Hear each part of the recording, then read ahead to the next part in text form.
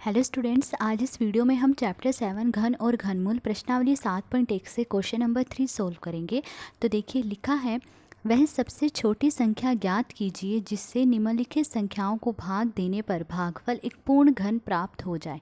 First part देखिए, संख्या दी गई है 81। तो हमें एक ऐसी सबसे छोटी संख्या बतानी है जिससे हम 81 को भाग दें तो जो भागफल आए वो एक पूर्ण घन हो।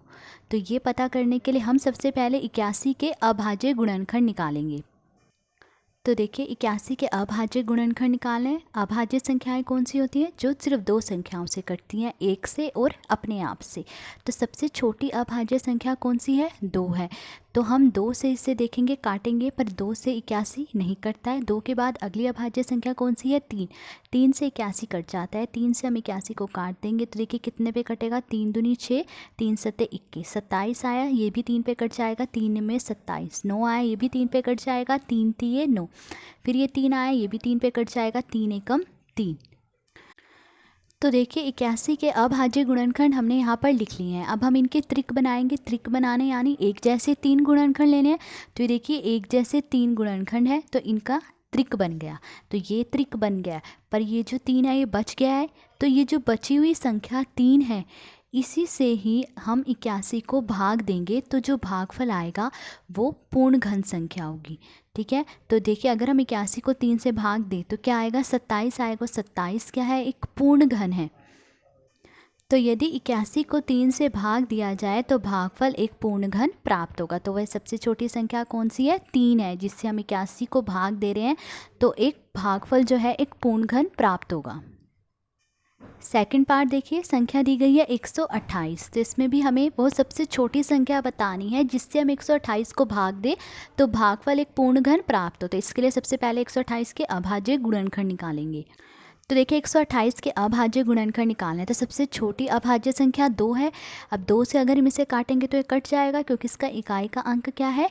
8 है। और जिन संख्या का इकाई का अंक 0, 2, 4, 6 या 8 वो 2 से कट जाती है। तो ये संख्या 2 से कट जाएगी तो इसे 2 से काट देंगे तो देखिए 2 छिके 12, 2 चौके 8, 64 है, ये भी 2 से कट जाएगा, 2 तिये 6, 2 दूनी 4, 32 आया, 32 भी 2 से कट जाएगा, 2 एकम 2, 2 छिके 12, 16 जो है ये भी 2 से कट जाएगा, 2 अट्ठे 16, फिर 8 भी 2 पे कट जाएगा, 2 चौके 8, 4 2 पे कट जाएगा, 2 दूनी 4, फिर ये 2 जो है 2 पे कट जाएगा, 2 एकम 2।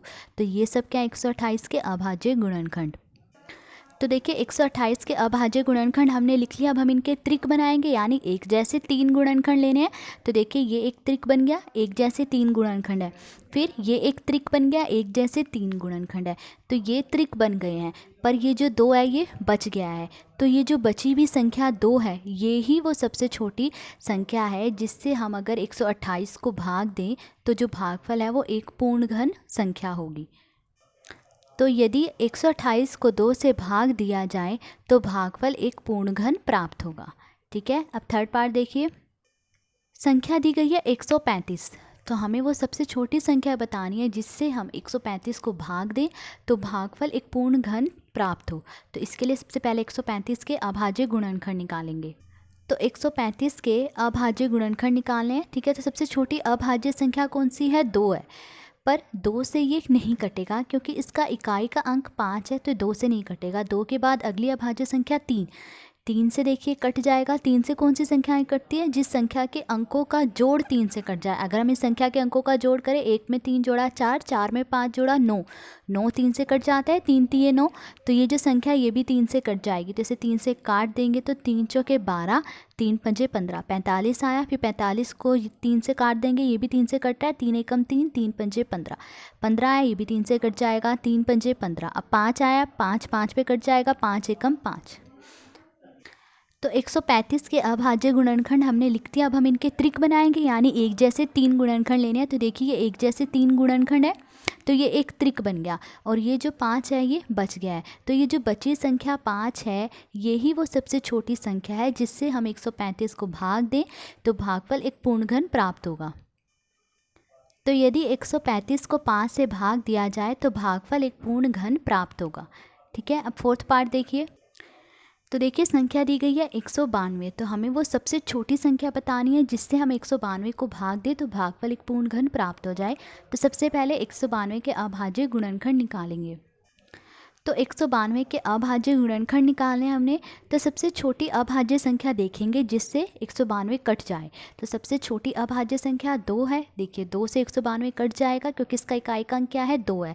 तो हम इसे 2 से काट देंगे। तो देखिए 2 में 18, 2 छिके 12, 96 आया, ये भी 2 से कट जाएगा। 2 चौके 8, 2 अट्ठे 16, 48, ये भी 2 से कट जाएगा। 2 दूनी 4, 2 चौके 8, 24 आया।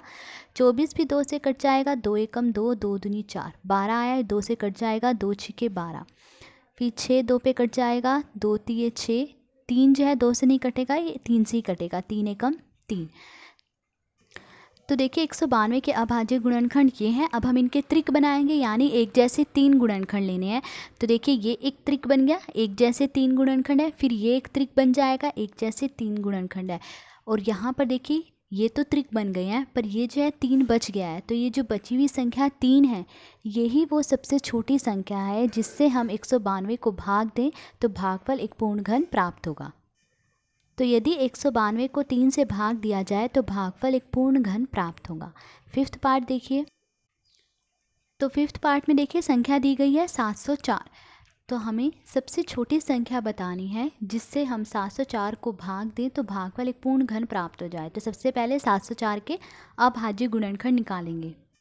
तो देखिए 704 के अभाज्य गुणनखंड निकालने हैं, तो सबसे छोटी अभाज्य संख्या देखेंगे जिससे कि 704 कट जाए। तो देखिए सबसे छोटी अभाज्य संख्या 2 है और 2 से 704 कट जाएगा क्योंकि इसका इकाई का अंक क्या है, 4 है। तो ये 2 से कट जाएगा, तो इसे 2 से काट देंगे।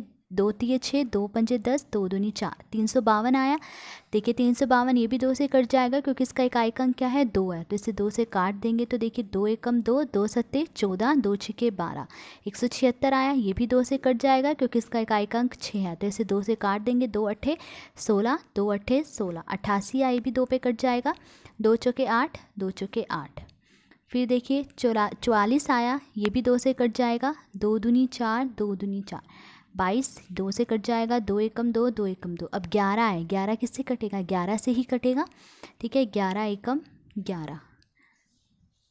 तो देखिए 704 के अभाज्य गुणनखंड मैंने लिख लिए। अब हम इनके त्रिक बनाएंगे, यानी एक जैसे 3 गुणनखंड लेने हैं। तो देखिए ये एक जैसे 3 गुणनखंड ले लिए, इनका त्रिक बन गया। फिर ये एक जैसे 3 गुणनखंड, तो ये एक त्रिक बन गया। तो ये त्रिक बन गए हैं।